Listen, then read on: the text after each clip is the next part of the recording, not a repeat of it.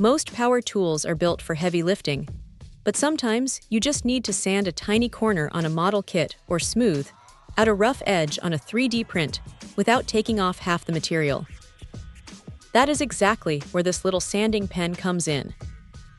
It feels less like a piece of shop equipment and more like a high-end mechanical pencil, which is a massive win for anyone doing precision work. The weight is just right, so it doesn't feel like a cheap plastic toy, but it is light enough that your hand won't cramp up after 10 minutes of detailing. What really makes this thing stand out is the speed control.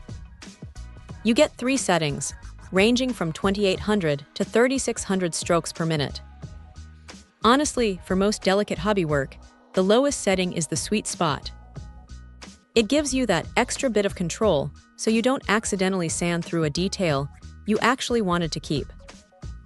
And if you do get a little too aggressive, there is an intelligent chip inside that cuts the power if it senses an overload. It is a nice safety net to have, especially when you are working on something you have spent hours building. The accessory kit is surprisingly generous. You get 8 different nylon sanding heads and a dozen types of adhesive sandpaper, which covers pretty much any shape or curve you might run into. Changing them out is quick, and the variety means you aren't stuck trying to fold a piece of sandpaper into a tiny triangle just to reach a crevice.